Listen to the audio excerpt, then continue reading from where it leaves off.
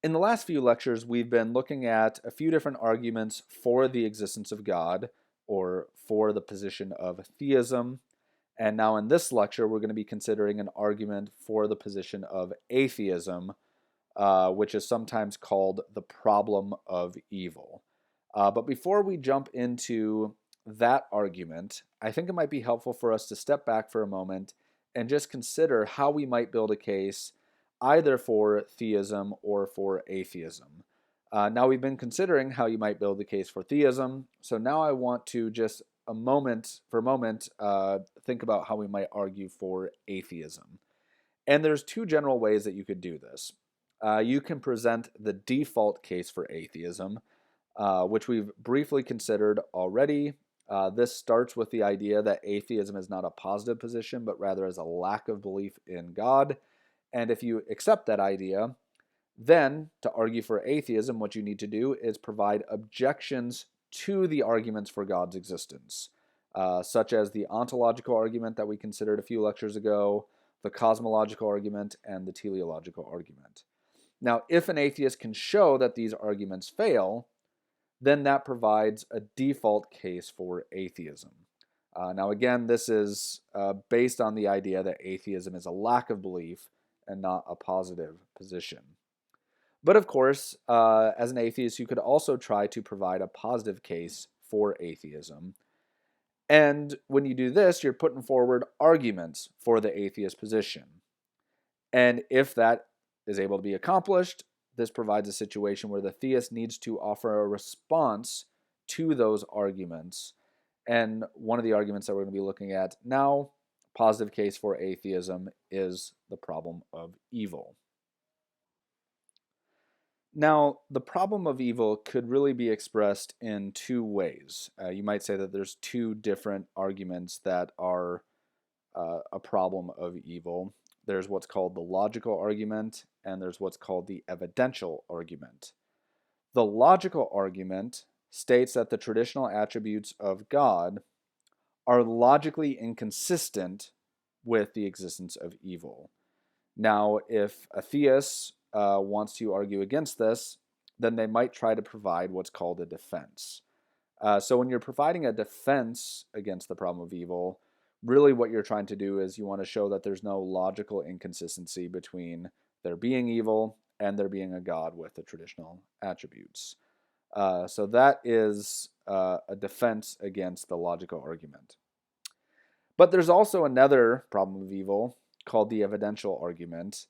And this states that given the existence and nature of evil, once you experience the nature of evil, it seems implausible that a good God would exist based off of those experiences. Now, a theist who responds to this might try to provide what's called a theodicy. And a theodicy is where you're trying to explain why evil might occur. So a defense is simply showing that there's no logical inconsistency between the attributes of God and the existence of evil, whereas a theodicy is trying to explain how can God be good given the existence of evil that we experience. And so I want to start with the evidential argument so we understand exactly what makes the problem of evil difficult for the theists. This argument is both emotional and it's intellectual. So when we're considering the evidential argument, it's not just about the logic of the case. We'll talk about the logic of the case here in a moment. But it's also the emotions we feel when we experience profound suffering or pain in this world. And so if you don't feel the emotions of the argument, then you might not actually see the full force of it. And so it's also important to note at this point that our emotions actually provide an important aspect of knowledge. So this is an interesting point to just reflect on for a moment. If you don't think emotions count as knowledge, then it might be difficult to accept the force of this argument. But we're going to assume just for the moment that human emotions are an important aspect for the knowledge that we claim to have as humans. And so one example of an evidential argument might come from just reading the experiences that people have with suffering. And I want to take a short section from the novel Night, written by Elie Wiesel, where he recounts for us an experience that he had as a survivor of a concentration camp in Nazi Germany. And we're going to read this account. And what I will say for a moment is just reading this account is what gives you the evidential argument against the existence of God. And so we'll read this account and then we'll spend a moment just thinking through it. But Elie Wiesel writes this: "Never shall I forget that night, the first night in camp, that turned my life into one long night, 7 times sealed. Never shall I forget that smoke. Never shall I forget the small faces of the children whose bodies I saw transformed into smoke under a silent sky. On that most horrible day, even among those other bad days, when the child witnessed the hanging, yes, of another child, he tells us had the face of a sad angel. He heard someone behind him groan, 'For God's sake, where is God?' And from within me I heard a voice answer, 'Where he is, this is where, hanging here on this gallows.'" Now, when we read these two sections of this novel, one of the things I want to just point out is Wiesel is talking about extreme suffering, but the most horrible day of suffering that he experienced was actually a moment where he was considering a child who was watching another child being hung. And as he is considering this, he's thinking about the silent sky above him. And he hears someone say, "For God's sake, where is God?" And Wiesel writes, "From within me I heard this voice say, 'He's hanging here on this gallows.'"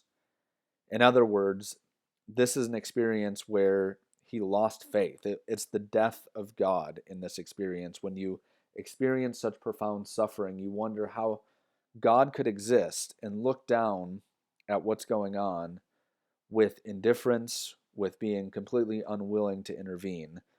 And so if God exists and has the traditional attributes where he could relieve this suffering, then why doesn't God do so? And so when we consider the evidential argument, really what we're saying is, given the existence and nature of evil, in the way that we experience it, it seems implausible that a good God exists, especially a God who's capable of intervening. And if God is God, certainly he would be capable of intervening, answering prayers. And so this is a very difficult argument to respond to from the position of a theist. And it's an emotional as well as an intellectual argument. Now, if we want to state it in a more logical form, not just listening to the experiences of suffering and then asking where is God, if we want to actually see how the logic of the argument works, we can look at the writings of Epicurus, who asks this question: "Is God willing to prevent evil, but not able? Then he is impotent," meaning that he's not all-powerful. "Is he able, but not willing? Then he is malevolent," meaning that he's not all good. "Is he both able and willing? Well, whence then is evil?"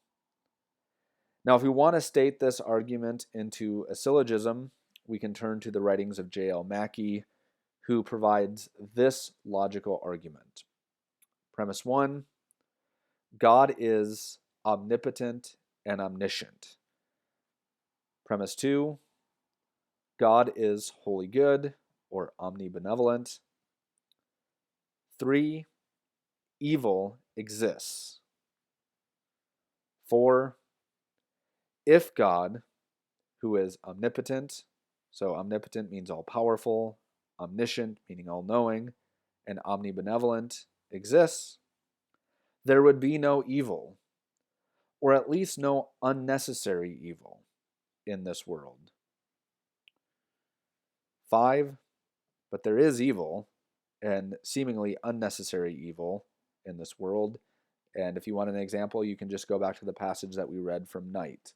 The example of a child watching another child being hung seems to be an example of unnecessary evil. You might ask, what good could possibly come from such a horrific experience? And therefore, the conclusion is that God does not exist. So this is the logical argument from evil. And again, it's important to point out that what the argument is attempting to do is it's attempting to show that if you accept the traditional attributes of God, that God is all-powerful, all-knowing, all-good, then it seems to be the case that evil, at least unnecessary evil, should not exist. So it's an argument to show that there's a logical incoherence between our notion of God and the existence of evil. Well, so now we might consider how a theist might respond to this logical argument. And here we'll just walk through each premise of the argument and consider a few different responses. So premise 1 is that God is omnipotent and omniscient. Well, there are two different responses that some theists have given to this. It's one response is from those who accept what's called process theology, and I'll explain these terms here in a moment. And another response comes from people who embrace what's called open theism. And really, these two ideas are pretty close to each other, though there are some important differences. What I'll say with both of these responses is that they're an attempt to redefine traditional theism. So the fundamental contention here is that these notions of omnipotence and omniscience are assuming an Aristotelian conception of God. And this might go back to the theologian Thomas Aquinas, who really liked Aristotle. And so the process theologians and the open theists will say that Aquinas mistakenly brought Aristotle into his idea of God, specifically when he's thinking about omnipotence and omniscience. And so we need to reconsider how we understand both of those ideas. And one idea that we could reconsider is the notion of God's omniscience. So according to both process theology and open theism, God does not necessarily know the future, and yet God can still be omniscient. God can still be all-knowing. If you ask, how could this be so? Well, here's one way that it could be so. We can consider two different notions of time. There's what's called the A theory of time, and there's what's called the B theory of time. Now, an A theory of time argues that time exists just in its present tense. In other words, the only thing that exists when considering time is this present moment. If you think about the past used to exist, but the past no longer exists. So you have to sort of consider this from God's perspective. So if you could step outside of time and you can see all that God sees, and God is seeing everything that exists, on an A theory of time, God is only seeing the present moment because the present moment is all that exists. Now, God could remember what happened in the past because the past used to exist. There was a moment in the past where what's now the present was the past. And God could see that moment, and God can certainly remember everything that's happened in the past, but the past no longer exists. All that exists is this present moment. Now, if you consider the future also doesn't exist. The future is going to exist in the future, but all that exists is the present. So an A theory of time says the present is all that exists. So when God thinks about the past, God is remembering the past, but God is not seeing the past. God's only seeing it in his mind and his memory. And when it comes to the future, perhaps God can predict what's going to happen in the future, but God doesn't see the future. If you contrast that with a B theory of time, a B theory of time says no. When God steps outside of the timeline, or if we could step outside of the timeline like God, we would actually be seeing the whole timeline of history, past, present, and future. In other words, as humans, we only experience the present, but the past is something that God can experience from an eternal perspective. And so on a B theory of time, past, present, and future all exist on one timeline, and God sees the whole timeline. So when the open theist or the process theologian says that God does not know the future, essentially what they're saying is that God knows everything that is possible to know. And since the future doesn't exist, according to both of these ideas, God doesn't know it because it's not there to be known. And so God still knows everything. That is, God knows everything that's possible to be known. But to say that God doesn't know the future is not a deficiency in God's omniscience, because God is just not knowing what's not possible to know yet. And so that would be one response to the idea that God is omniscient, that God doesn't know everything that's going to happen in the future because the future doesn't exist yet. Furthermore, they might go on to say, but if God did know the future, then there would be no free will. So people who take this position usually like to provide a free will defense against the problem of evil, to say that the reason why there's evil in this world is because people make bad choices, and God is not going to stop the bad choices that we make. But now, what conception of time needs to be real for us to have free will?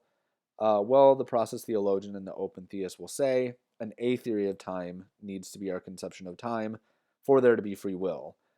Because if the timeline, if a B theory of time is true, past, present, and future all exists from an eternal perspective, then every decision we're going to be making in the future is already determined. The timeline can't change, and therefore there would be no free will. And so if God knew the future, there would be no free will. Therefore, the argument is that God does not know the future, if we want to still hold to the idea of there being free will.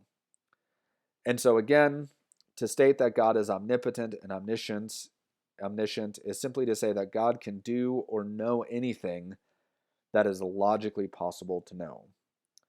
So in this way, when we're looking at premise one of the argument, we might say that yes, God has these attributes, but we have to think critically about what they mean. And if we think about what they mean, that leaves room for there being a world in which there's evil, because God perhaps made a world not knowing that evil would result from the creation that he made. And so that is how evil gets into the picture.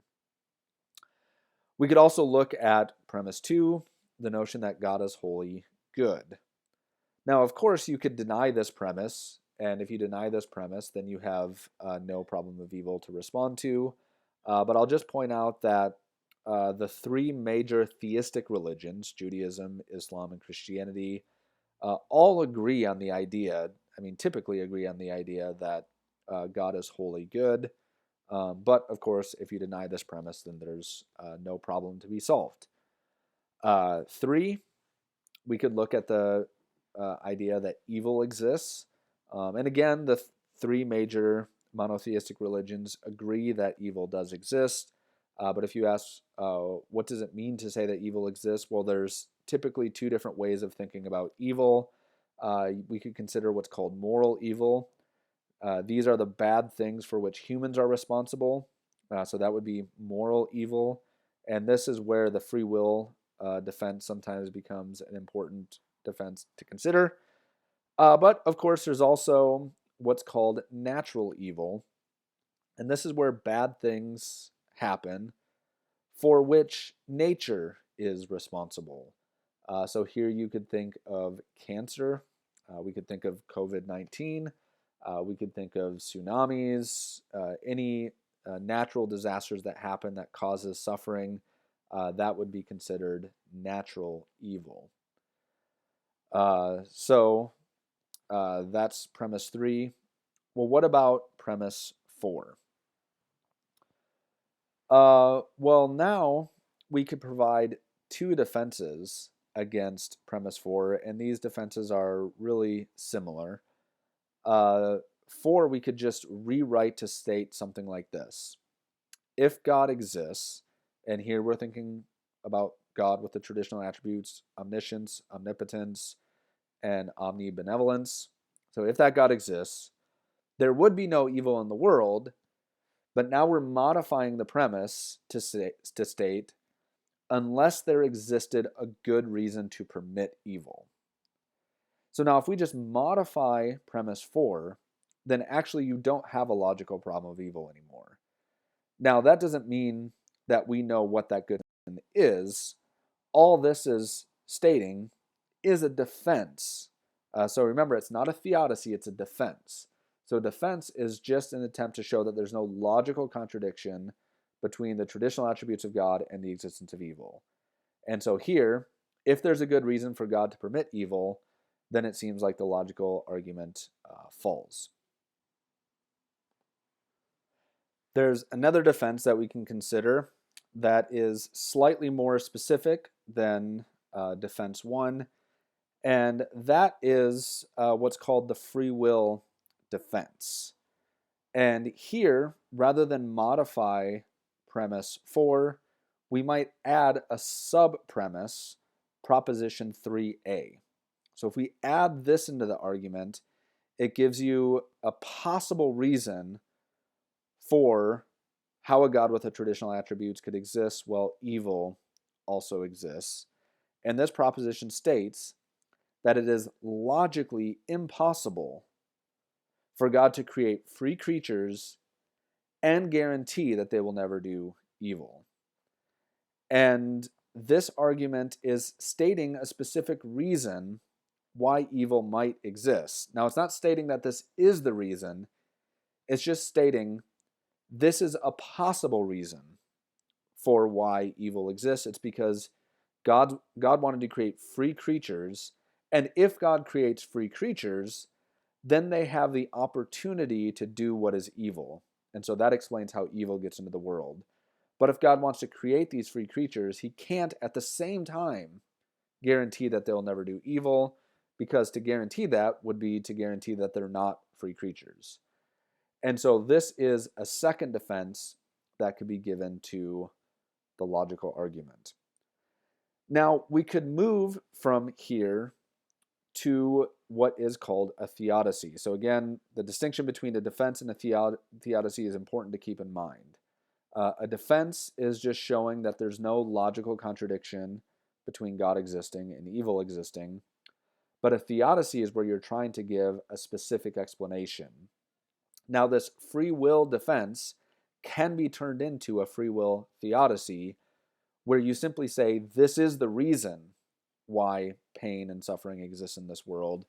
It's because of free will. Now, when we consider the free will defense as a theodicy instead of just a defense, there are some important questions to consider. So one question to consider is, if this does explain moral evil, and some actually argue that this doesn't explain moral evil, but let's just assume for a moment that it does explain moral evil, how does it explain natural evil? In other words, doesn't the free will defense only explain half of the problem? Because people still get sick, people still die, there's still suffering in the world that is the result of nature. And so the free will defense doesn't seem to offer a perfect theodicy. Now, there are also some who say that it doesn't offer any theodicy whatsoever. And these might be people who would say, if you consider some of the traditional religions of Christianity, Islam, Judaism, on these different faiths, many religious believers think that there's an afterlife. And in this afterlife, many religious believers have a conception of there being a good heaven where there is no moral evil. And so this becomes a problem, because if there is a heaven where people don't commit moral evils, then you might ask the question, are those people free? And if you say yes, people in heaven who are not committing moral evil are free, then it follows that God can actually create a state of affairs or a situation where free creatures do exist and they are free from moral evil. That's what heaven is on many conceptions of heaven. And so one response to this free will objection is to say, if God can create heaven where there's free creatures who always do what's right, then why didn't God just do that in the first place? And so you have to consider when you're thinking about defense versus theodicy, does the free will response to evil offer a good theodicy? And you have to consider some of those objections to it. There are other responses that might be considered. One other response was put forward by the philosopher Leibniz, who said, despite appearances, this is actually the best of all possible worlds. And he argues that when we're considering the problem of evil, our fundamental assumption should be the goodness of God, rather than the rightness of our own perceptions. And so most people, when they're considering the problem of evil, they're assuming that the way that we're perceiving as humans the world is the right way to perceive the world. And if God doesn't align with our perceptions, then there must be a flaw with God. Leibniz says we should reverse that and assume the goodness of God first, and then question our own perceptions. So we could state Leibniz's argument this way. He argues that a morally good being will eliminate evil as much as possible unless he has a good reason to allow it. 2, if there is evil in the world, God must have a good reason to allow it. 3, there is evil in the world. Conclusion, God must have a good reason for allowing it. And so, put this way, there is no contradiction between evil existing in the world and God allowing it, because if we start with the goodness of God, then we just have to assume that if there's evil, God must have a good reason for it. Now, this won't satisfy many people or some people because they still want to question what that reason might be. And if we want to get specific about the question, we might ask, what is more important than reducing the suffering of innocent human beings? Because really that's what the problem of evil is about. It's about the suffering of innocent human beings. And so what could be more important from God's perspective than reducing that? Now, there have been some theologians that have attempted to take Leibniz's defense and get more specific with it. And so I want to consider one possible theodicy for what is more important than protecting innocent human beings from suffering. And this is an idea that was put forward by the theologian Jonathan Edwards. So Edwards is really putting forward an argument that is consistent with what Leibniz is saying here, but he gives a specific reason for what is most important when it comes to God's motivation. And he argues that the central motivation for everything that God does is for the glory of God. In other words, God's main motivation is to make sure that all of his attributes are put on display, that his fame is put on display. Edwards further argues that the heart of evil is to diminish the glory of God. So if you want to do something that is good, Edwards says, you want to bring glory to God. To do something that's evil is to diminish the glory of God. And Edwards is really assuming an idea that was put forward by an earlier theologian, Augustine of Hippo.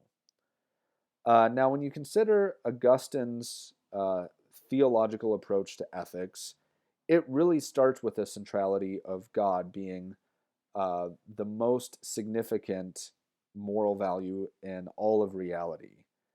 And so Augustine, in one of his prayers, says that thou hast made us for thyself, O Lord, and our heart is restless until it finds rest in thee. And Augustine wants us to consider the nature of goodness. what is the nature of goodness at the end of the day? What does it mean to be good? I mean, this is a question that's gone all the way back to the early Greek philosophers. For example, Plato argued that goodness is an eternal concept that he put in what he called the realm of the forms. So goodness is a concept that exists out there, and we have access to that concept through human reason. And so because humans think conceptually, there is actually a concept called goodness that we can access through thought. And so if we consider goodness in a Platonic sense, there is a question that we might raise. This is actually a question that Plato raises in one of his dialogues. Is something good because the gods say it is good? Or do the gods say something is good because it is good? And this is a big question when considering the nature of goodness. Because if you say that something's good because the gods say it's good, then that seems to make goodness an arbitrary choice by the gods. But of course, if you say that the gods say something is good because it is good, then that means that there is a standard called goodness, which is actually what Plato thought, that exists above the gods. Well, Augustine, when he considers this dilemma, he just adopts a notion of goodness as being held in the nature of God. So if you ask, what is pure goodness from Augustine's perspective, he agrees with Plato that it is an idea that exists outside of a material reality. But he disagrees with Plato that goodness is an impersonal concept. Rather, for Augustine, goodness actually is the nature of God. There's no distinction between goodness and God. Goodness is a personal quality that must reside inside of a personal agent. And from here, he develops what's called a privation theory of evil, where if God is pure goodness, now if you ask what is evil, Augustine says evil is actually moving away from goodness.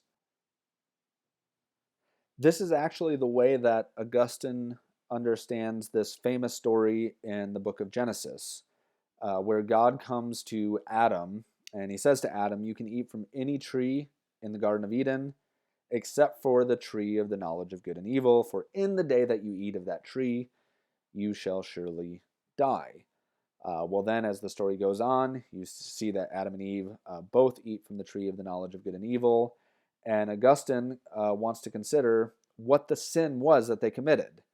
Now, there's two ways of thinking about the sin that they committed. On the one hand, you might have a picture of the scene where God is giving them many trees. So you might say God's given them 100 trees. 99 of those trees are good and they're perfect for Adam and Eve. But there's this one bad tree that's tempting. And so God gave 99 good trees and one tempting tree in the garden. Augustine says this is not the way to picture the story. Instead, the way we should picture the story is that when God gave Adam and Eve all the trees of the garden, he really gave them all the trees. They can eat from anything. But the tree of the knowledge of good and evil is this. It's to eat from the tree in such a way that you treat the tree as more significant than God. And so Augustine asked this hypothetical question, what is that which we call evil, but the absence of good? We can think of it this way. For Augustine, goodness is God, and therefore God is perfect and worthy of worship. But in the creation story, the creation is very good. And in fact, if you go to Genesis chapter 1, you see this refrain that comes up repeatedly in the actual Genesis chapter 1.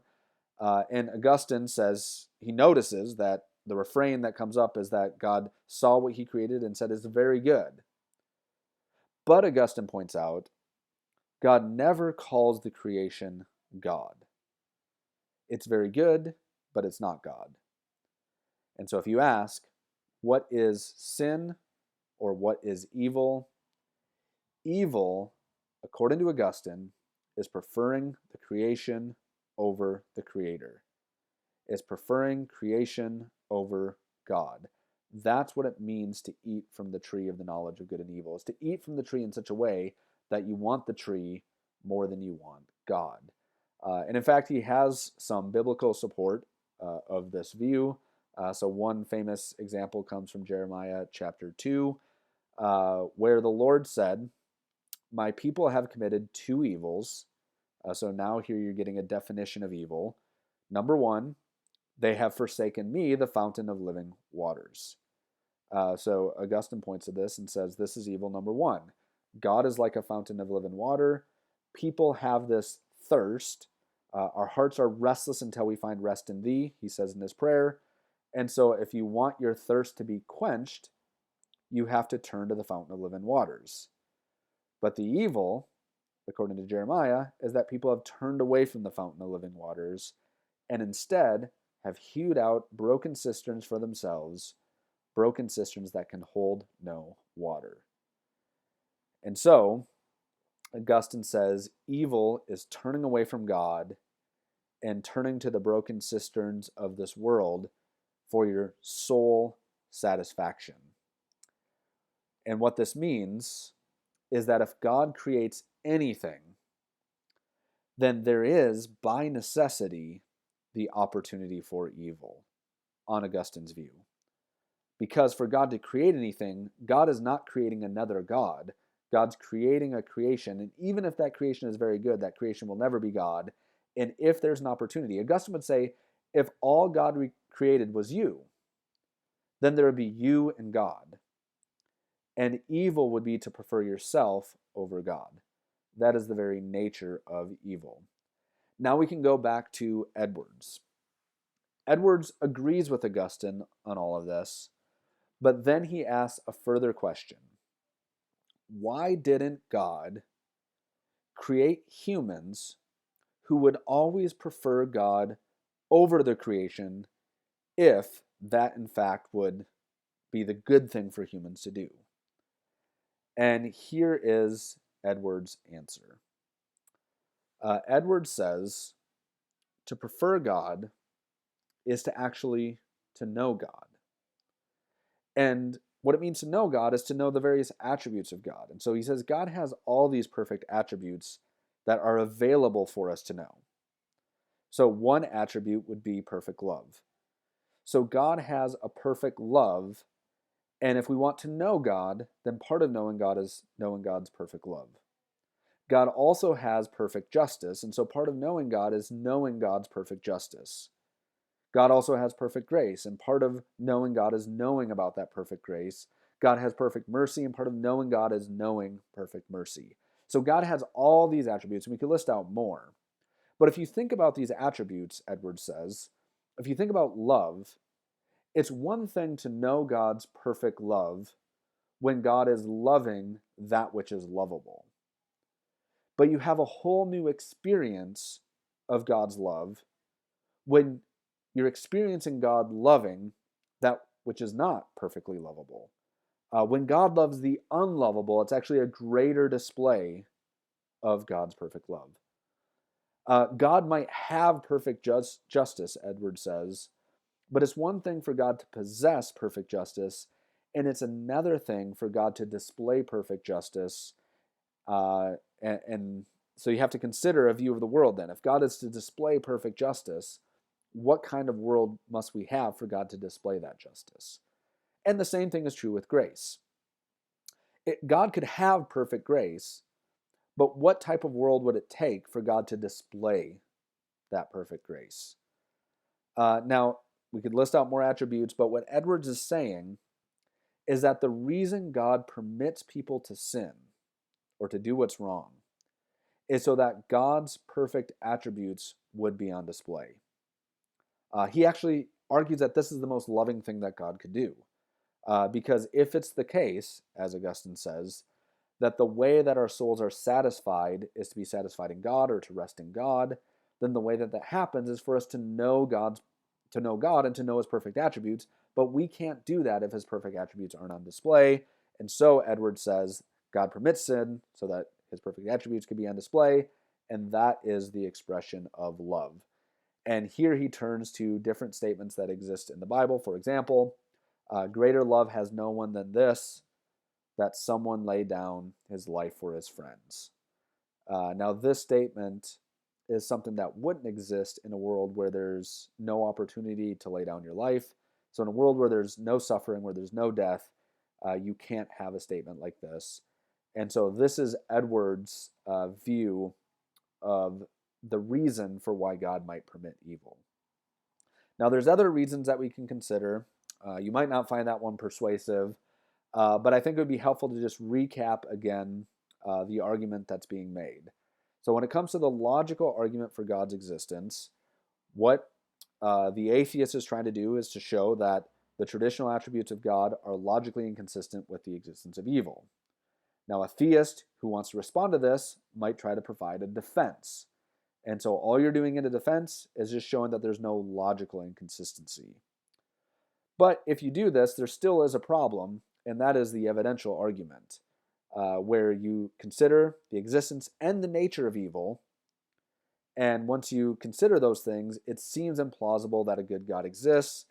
And so to respond to the evidential argument, theists might try to provide a theodicy. And so you have a free will theodicy. The reason why there's evil in this world is because of humans and the bad choices that humans make. Or you might say that God has a reason for this evil existing, even though we'll never know. Or you might try to do something like Edwards does and try to give a full explanation of why there's evil in the world, because it gives an opportunity for God to show its perfect attributes. But these are just a few ways that someone might present the problem of evil and how theists might respond to it.